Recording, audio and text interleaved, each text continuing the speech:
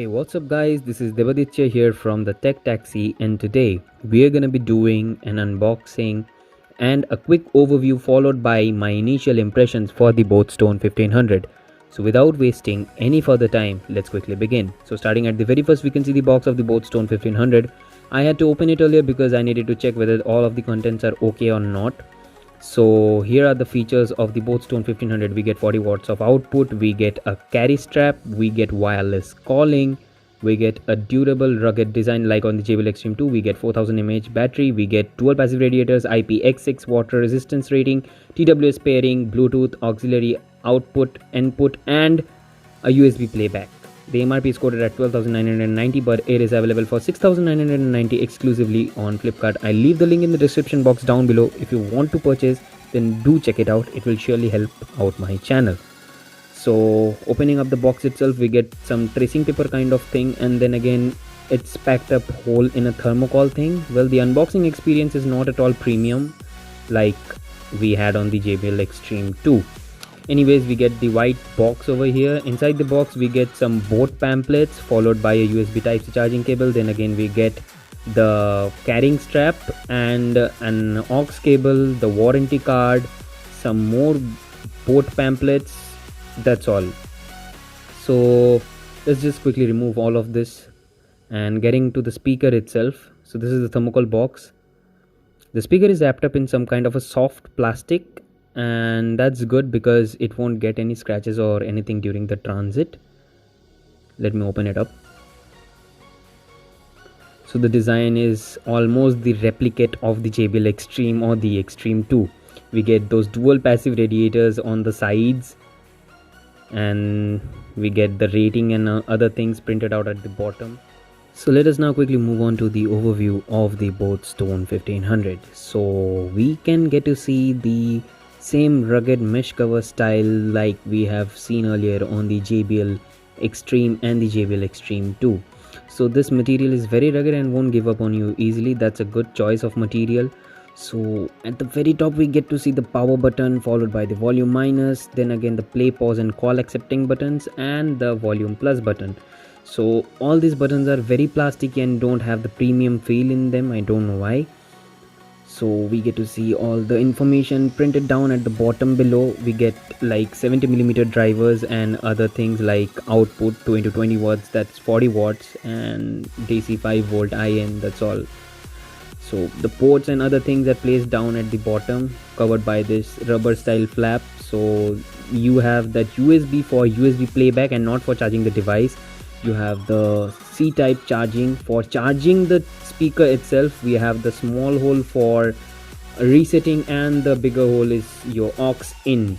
So this flap is very cheap style, but it's rubber, so it will keep the water out and you can like trust on it a bit. So that's all. And this speaker does seem nice, so let's not just be biased about it. The price is very low compared to that of the JBL Extreme. So after we turn on the speaker, we get to see the LEDs are blinking and the speaker gives some kind of a feedback. So the LEDs blinking means that you need to pair up the speaker in order to play it via Bluetooth. There are two LEDs beside the volume minus button which indicate the charge. Well, there are actually three, but now it's lightened up two because the charge is a bit low. So as I was speaking about, the speaker is really good enough for the price, but it's not like comparable to the JBL Extreme 2 by any means, because the JBL Extreme 2 has a price point of something around 20k and this thing comes for around 6,000 or 7,000.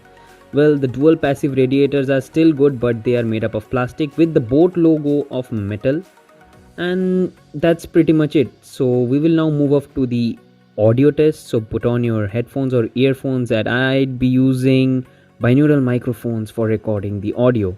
So please use your headphones, guys. Here is the audio test.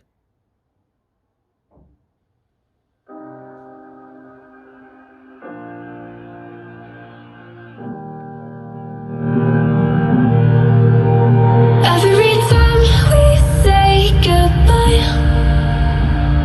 they all see that it's a lie. 'Cause we always give it maximum volume. Yeah, you've watched me break 1,000 times. Now I'm all alone, 'cause you never show.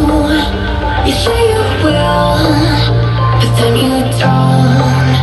That's how it goes. Don't wanna know. I'm turning off my mind so I get by.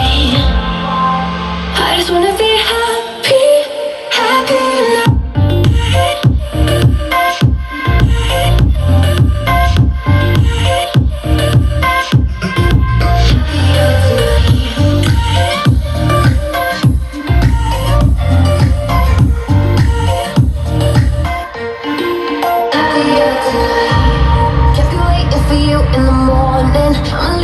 Giving a warning, I'ma leave without giving a. But every time we say goodbye, we all know that it's a lie. Now I'm all alone, 'cause you never show. You say you will, but then you don't. That's how it goes. Don't wanna know. I'm turning off my mind so I get by. I just wanna be happy, happy tonight.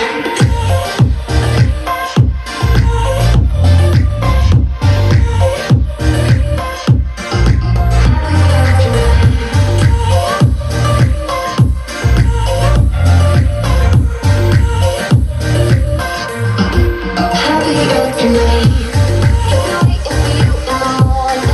I'ma leave without giving a warning.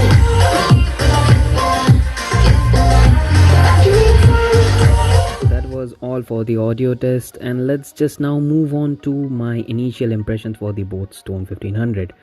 So we can see the both Stone 1500 and the JBL Extreme 2 compared to each other side by side. Well, the both Stone 1500 is a bit longer in size compared to the JBL Extreme 2. Yeah, that's, I don't know, because maybe of the outer covering or the outer rubber thing which is extending it out.